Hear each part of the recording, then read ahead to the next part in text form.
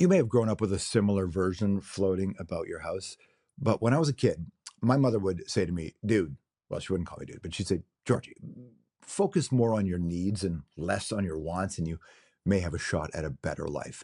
And when I was a kid, I didn't really give that a lot of credence. In fact, I just chalked it up to the kind of rationalizing that you do when you're poor. If you don't have much and you don't have the prospects for much, let's just not focus on what you can't have.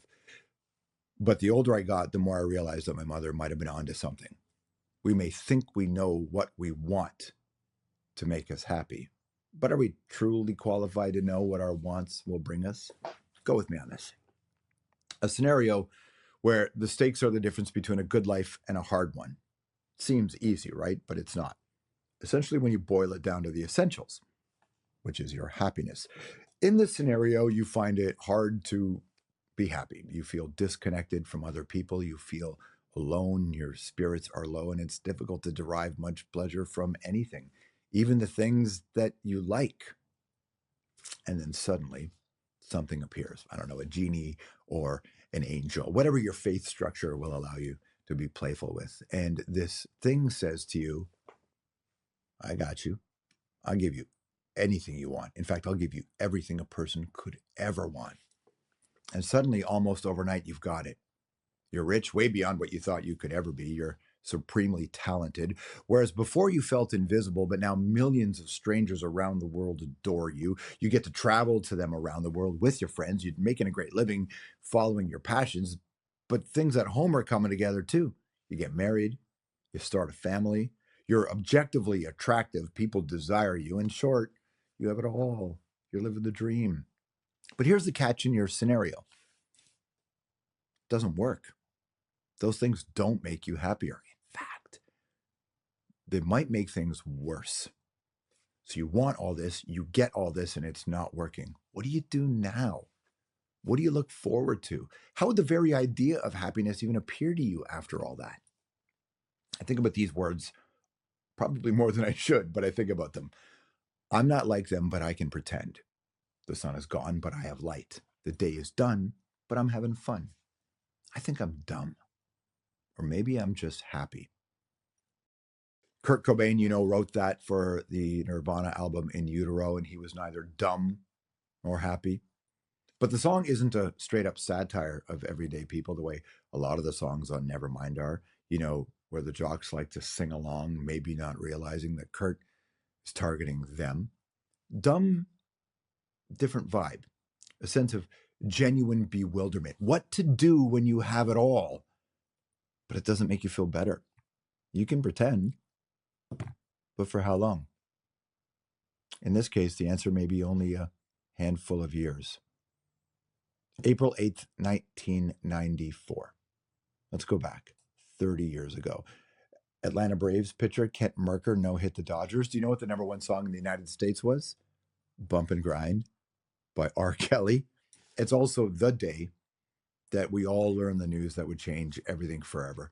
Kurt Cobain was gone, found in his Seattle home, dead of an apparent self-inflicted gunshot wound. He was only 27 years old. The forensics would tell us he died on the 5th, but this is the day we found out, and it's the week that we all sunk to the bottom of that pool.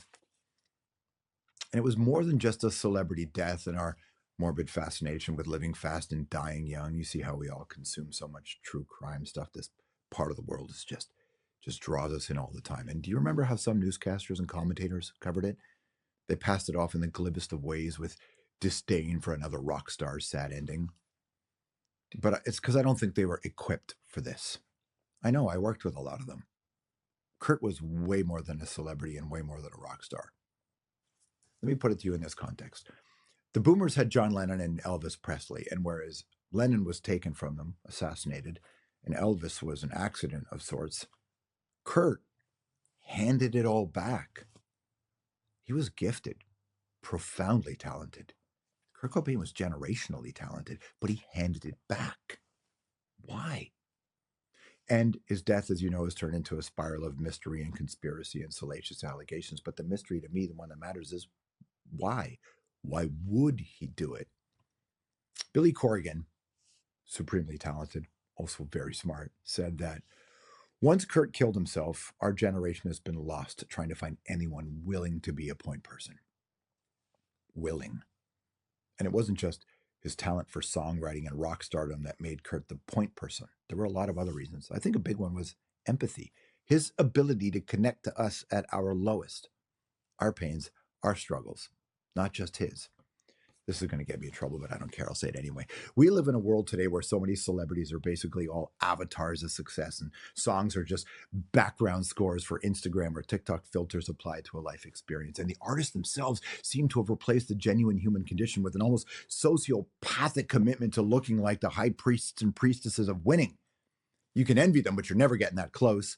Unless, of course, you get up at 4 o'clock in the morning, you pray for an hour, you hit the gym for 5 hours, you listen to The Art of War on audiobook while getting a BBL, then you pray again, then you do an ultra marathon in a private jet before a day of charging your fans $50 for a happy birthday video on an app. Kurt wasn't like that. He would hate that. Don't get it flipped. Kurt's talent was pretty much unachievable for most, but somehow you could still relate to him. He'd never make you feel like you couldn't. Kurt was famous for lots of reasons, and one of them was for being like us, not for being better or more accomplished than us. But that's why on a day like today, when 30 years ago the tabloid machine cranked up and the media coverage was everywhere, it does Kurt a grave disservice to remember him as a star on a pedestal. Henry Rollins, also brilliant, said something really insightful about Kurt Cobain. He said, I think maybe in a situation where all these people want a piece of you, to be in these weird situations may drive one to extremes. A lot of people, they're brilliant and they're very sensitive. And perhaps they're not prepared for the, and I love this, they're not prepared for the brutality of mass acceptance. And Rollins uses a word that unlocks a lot of doors: sensitivity. Dr. Gabor Mate is a world-leading authority and pioneer in the field of trauma research. And I asked him once about artists and suffering and why do so many seem to go through so much pain. Here's what he said. Many artists have suffered greatly. Many musicians have been traumatized. Kurt Cobain and Amy Winehouse. These were all very traumatized and extraordinary creative people. But it's not the trauma that created the creativity. The two are often associated, but not because the trauma creates the creativity. I believe it's because of something else. Who becomes creative? People who are extraordinarily sensitive. Sensitivity means, from the Latin word sensere, to feel. The more sensitive you are, the more you feel.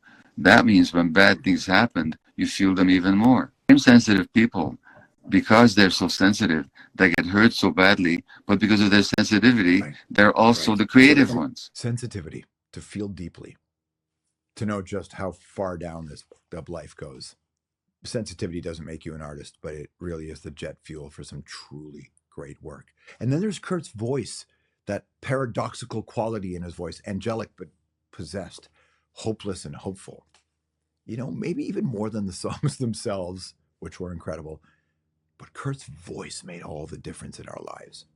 And Henry Rollins brought up a second point. It wasn't just Kurt's innate sensitivity that caused so much grief. It was also that raw emotion trapped in a world of fame. In 3 short years, Kurt had gone from punk rock kid with dreams and focus to superstar, and then ultimately gone. Nevermind is one of the most important records ever. It's up there with Sgt. Pepper's or Dark Side or Nevermind the Bollocks or Low End Theory. Nevermind was the catalyst for an entire cultural movement, a success that Kurt wanted, but when he got it, he clearly hated it. And his final note was filled with a sense that he had sold out somehow, betrayed his own values, lost something pure. Now, you know, and we have the tools today to know that that's the language of self-loathing. But there's no doubt that for someone in so much pain, the constant scrutiny was not a good thing. There were all kinds of signs leading up to the end: hospitalizations, overdose, erratic behavior. He was lost in a prison. And that's when things can turn their darkest, when you can't see a way for them to get better. Depression is a constant reminder that you're somewhere you don't want to be. And the sad irony of these final days is that for someone so attuned to the bullshit of our cultural mythologies, he sounded like he was trapped in one himself. Better to burn out than fade away. Which isn't true. But Kurt didn't live long enough to find that out himself. You ever heard of the double hook? The great Canadian novel by Sheila Watson, The Double Hook, starts with this epigram: when you hook twice the glory, you hook twice the fear.